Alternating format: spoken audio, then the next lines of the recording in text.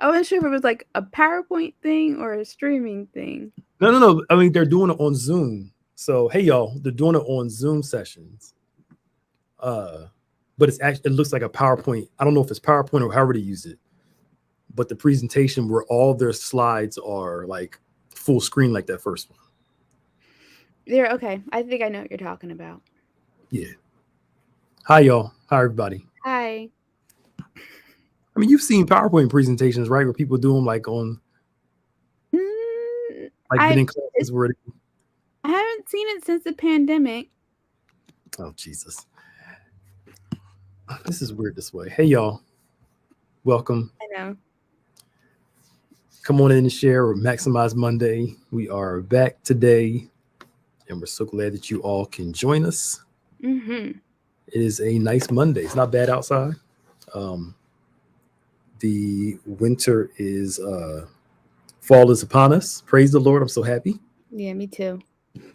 And we are excited about what the Lord is doing for us as we get ready for today's session. Please do us a favor and please share this at this time. We see the numbers going up.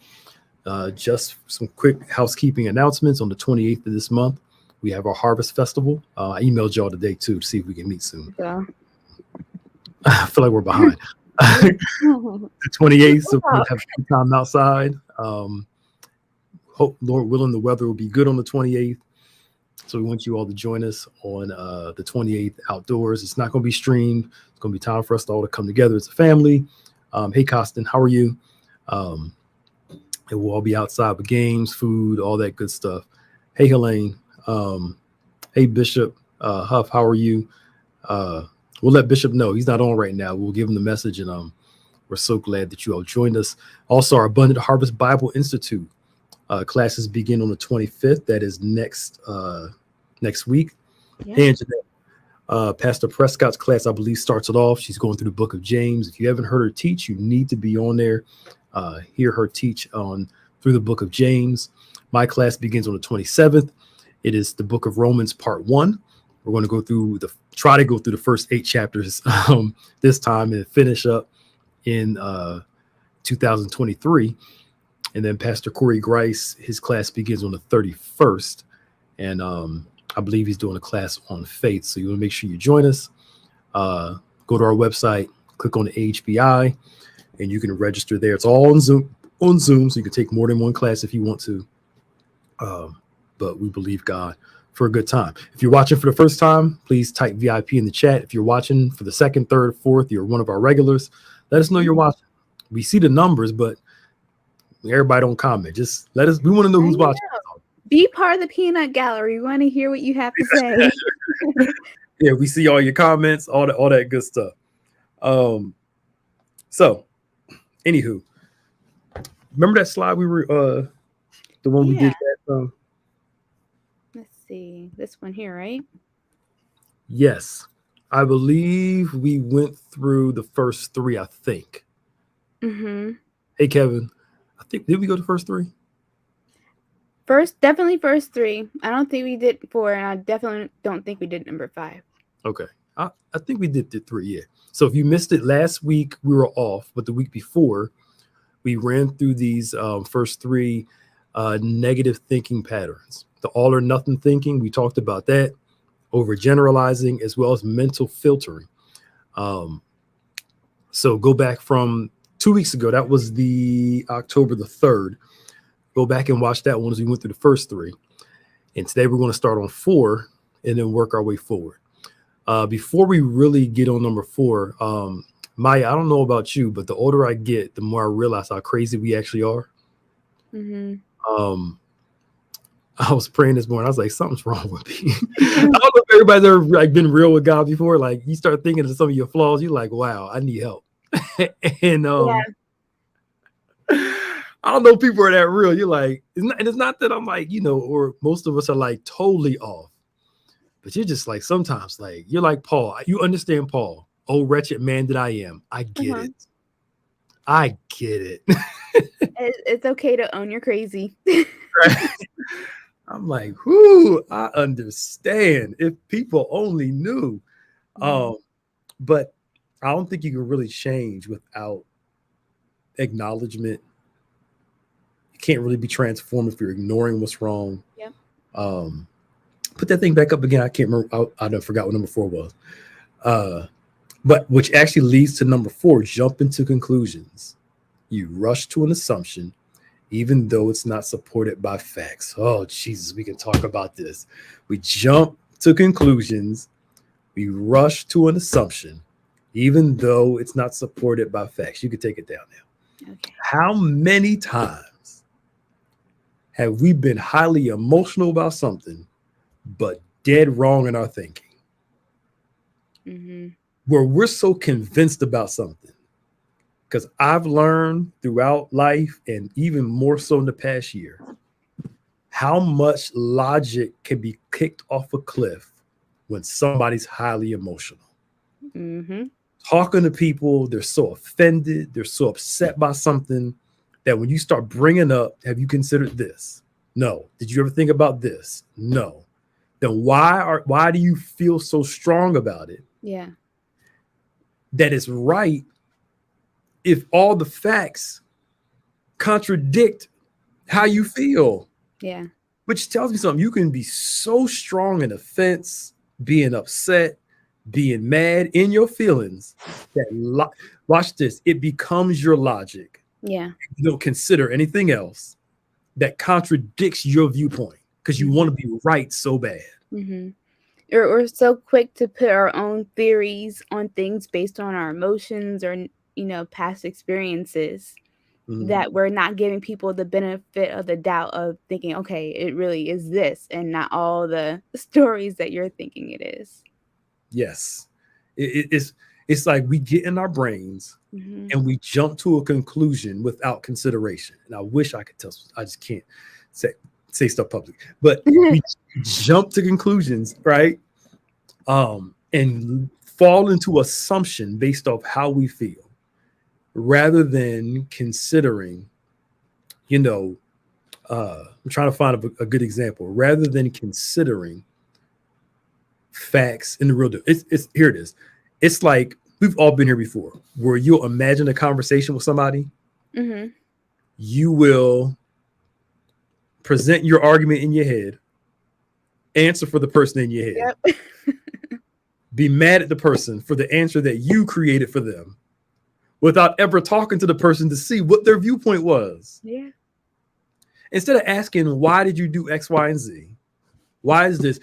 I'm really thinking people want to be offended so bad. That's why they won't have the conversation, because they don't want their viewpoint contradicted. Mm-hmm. And I think too, like, you hear things differently when you're in the offense. Mm-hmm. And like the person who's creating the offense is like, I didn't even say that. Or I didn't say it like that, so many fights have been had. Right. Which is why, for things like having difficult conversations over text or email is not good, because tone, you can't interpret tone on that way. But it I think that's what it is. We want to be offended so bad that because we just have to be right about this. This person hurt me, and I want to be able to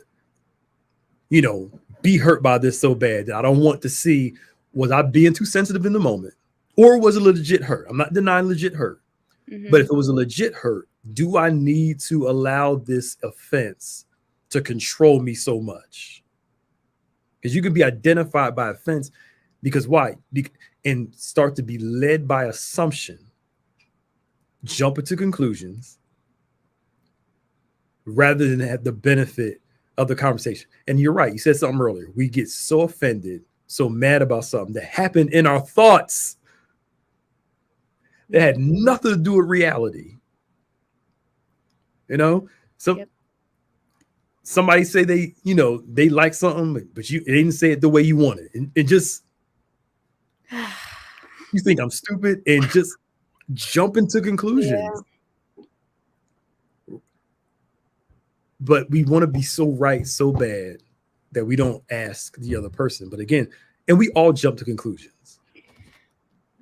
Mhm. I've been there before. I'm sure you've been there before, where you felt so strong about it. You were determined it was right. Yeah. Only to come to find out you were stubborn and wrong the whole entire time. I mean, maybe. But I think there's another layer Maybe. to this too. Maybe. Maybe. Look at you being stubborn now. Look. But I think there's another layer to this too in terms of responsibility. Because like you said, you might have a right to be offended, but I think sometimes it can come from how you what part you played in the game too. Yes. So what offense that I cause Mhm. for that person to spew it back at me. You know what I'm saying? Yeah, because we usually leave out our contribution to the problem. Mhm. You know, we completely, when I do marriage counseling or ministry, trying to resolve a situation, I always have to consider that the people talking to me are lying somewhat because they're only telling their side of it. I'm not talking about like blatantly lying. Some people do, but they usually ignore what they did to trigger the situation too. But again, it goes to that assumption. If I don't feel like you like me, anything you do will confirm you just did that because you hating on me or because you don't like me. This is why I'm not trying to rant on this. This is why that whole hater and they just hating thing, if that's your only go-to, you think too much of yourself. I'm sorry, that's blunt, but everybody's not hating. True. It's true. Some people may just not like you. It's you know it's okay. Right. And sometimes we give them valid reason for them not to like us. Right. And you got to own that because I think like, and this is something that I'm sure is not just me. Sometimes it's hard to take a look at your own problems and see the areas, okay, this is where I need to change and things I need to work on to improve and not to treat people this way and whatever. Yeah, I mean, but it's that jump into inclusion. Did we rationally take a step back and think through this? Oftentimes when I'm talking to somebody and I'm giving them counsel and they're a little resistant, if I know the person well enough, I ask them, if somebody was in the same situation, would you tell them to do the same thing you're doing now? Would you give them the same advice? No. Well, why in the world are like, come on, think through this. But again, we can be so offended that we don't think through the logical progression of things. Yeah. So upset by something, we don't consider, the other side to it. And I get it, because when you're in it, it's hard to see it. Sometimes it takes asking somebody outside of the situation to give you some perspective that you can't see. Yes. And being open to hearing it when you receive what they have to say. Yes. There are times where I'll ask somebody, should I be offended by this? I'll tell them what happened. I'm offended by it. Am I being too sensitive? Or is this legit? The person will tell me you're being a little too sensitive or this is legit, whatever. But sometimes you need outside perspective. Yeah. When you have the inability to think rationally, if that makes sense. But again, it's that jump to conclusions. Well, they must be doing this. Well, they must be doing so and so and so. And you mad all in your brain because they talking about me or they doing so. That's a conspiracy. Right. It's not that serious. Yeah. Jump into conclusions. Yeah. I hear people like they must not like me because they're not. Every time I see them, I'm like, hi. And they're kind of like, hi. And I'm like, maybe that's their personality too. It's like everybody's not gonna respond like you. Yeah. I use this example. I remember I worked with somebody and it's always giving me problems. And I didn't do anything to this person. And I asked, are you sure? No, seriously, I did. I was like, I was pretty new. I was like, yeah. And I asked somebody, like, why is this person always giving me these issues? I didn't even do anything to the person. And come to find out, I reminded the person of somebody that offended them in their past. I'm like, that ain't my fault. I'm not that person. Yeah. But again, the conclusion was because you remind me of somebody, you're just like that individual. And oftentimes we don't recognize how our past oftentimes causes us to dictate a decision in our present or our future. It changes your perspective on things. I had someone tell me, who I had just met, like, when I went to college, that they thought I had, like, other intentions because I was just so nice. Mhm. It's like, "No, I'm just being nice. I don't want anything from you. I'm not being shady or whatever. I'm just a nice person." Yeah. But that blew my mind because same thing, like, where she came from, people weren't nice without wanting something from you. Mhm.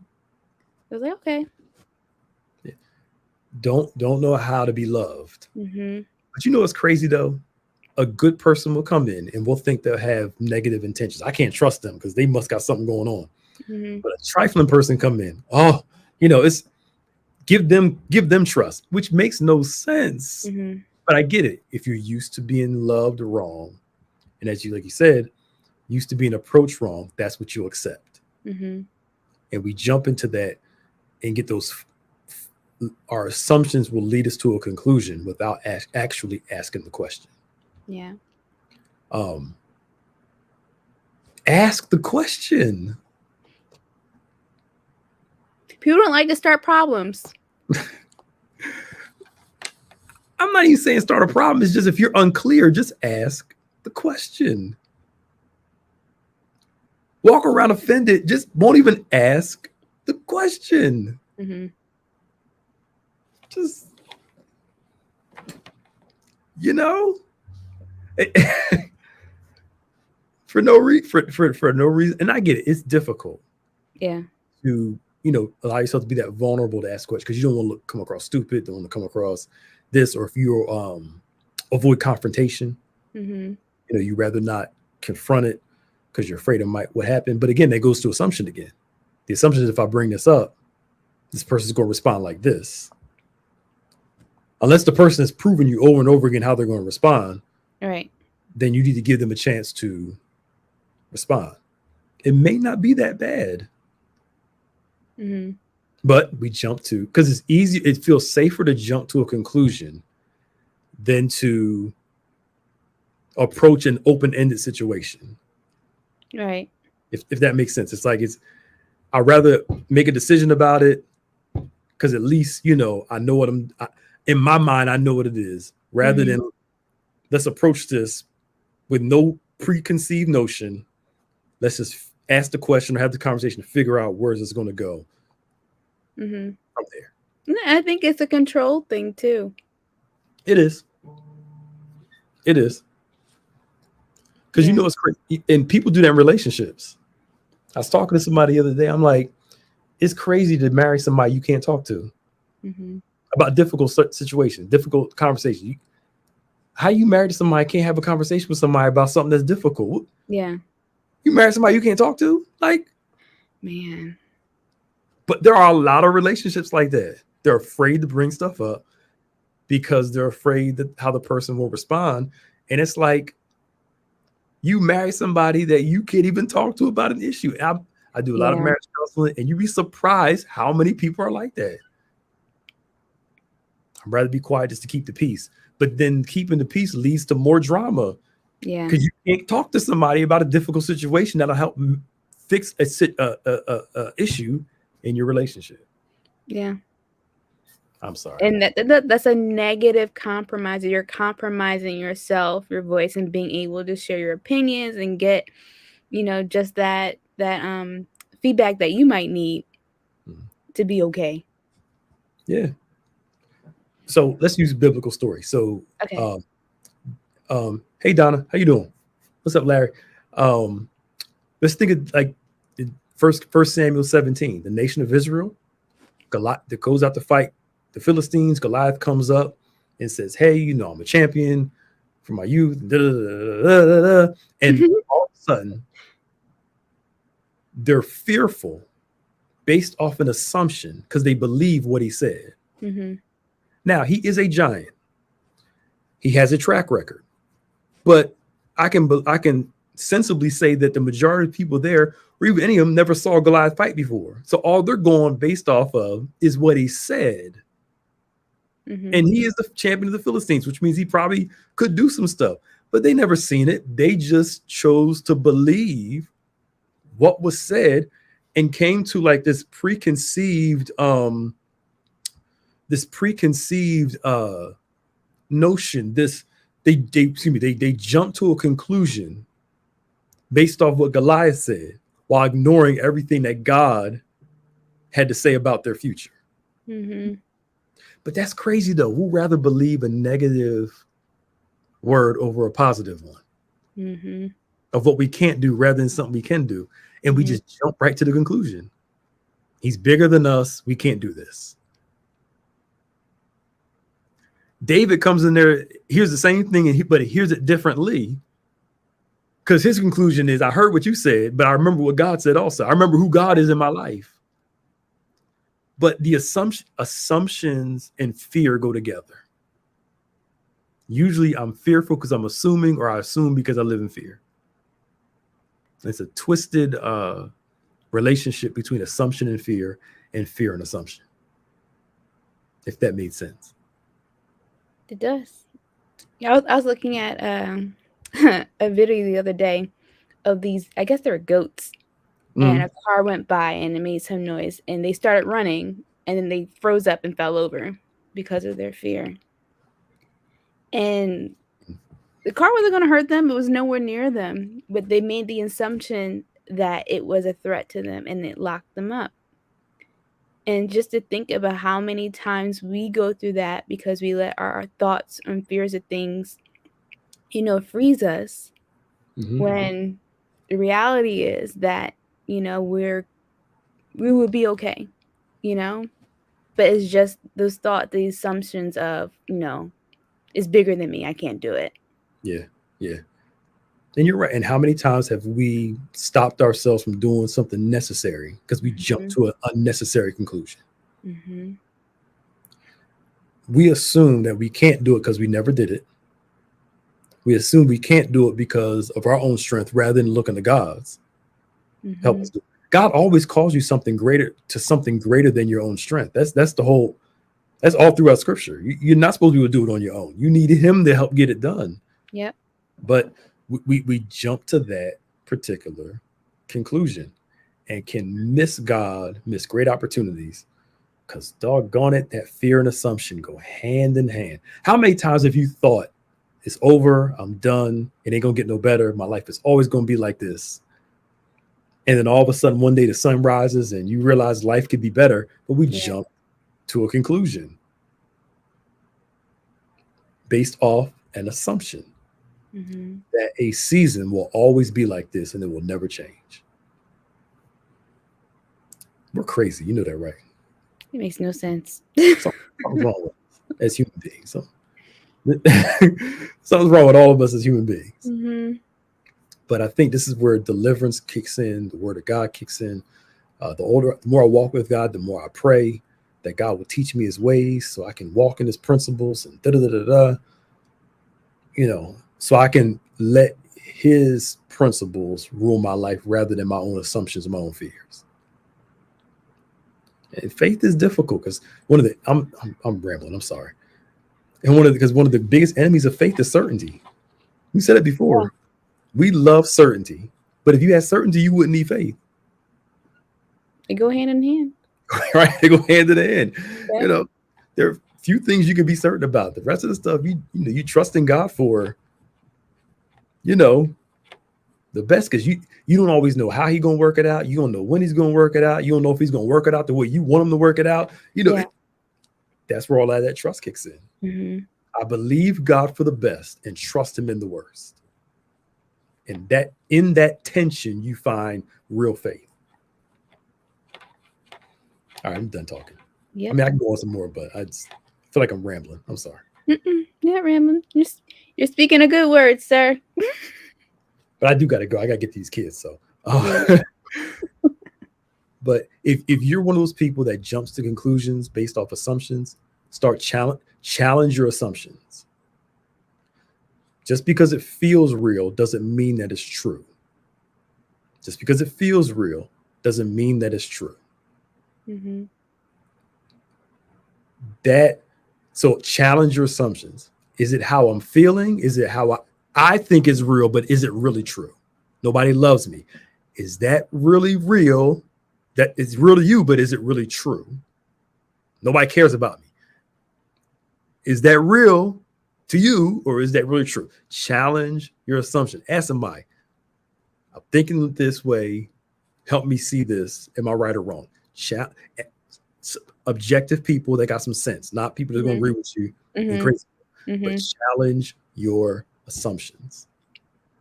It's the only real way you'll grow is when you start to challenge your assumptions. Yep. Because then if it's not real, you can easily make it real. Yes. By, speaking all those things into existence. Challenge your assumptions. All right, I'm done, y'all. I gotta go. I gotta go get to these kids. So homeschool life. Sounds fun. So please, again, don't forget, join us. What's tomorrow night? So tomorrow night we have the Link Couples Ministry with Pastor Nicholas Smith. It's a doozy. Wednesday, of course, we have Bible study. And then on Thursday, we are back with our BPA small business panel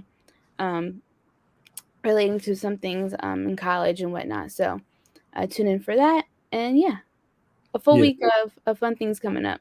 Yeah. And don't forget, again, register for Abundant Harvest Bible Institute. Go to our website, click on the HBI registration, and you can check out the classes there and register. Also, Harvest Festival on the 28th at 6:30. And God bless y'all. We'll see y'all next Monday as we continue to go through these negative thought processes and pray that God will deliver us, help us. Yes, Dana, there are new classes. Yep. Go to the website, check out the classes, 3 new classes, and they're going to be good. Check them out. And we'd love for y'all to take classes. It's virtual, so you can take more than one. Try and get Maya to take a class, but she don't want to learn nothing biblical. So I don't remember having that conversation. You're making assumptions, Pastor Nick. Bye, y'all. Bye.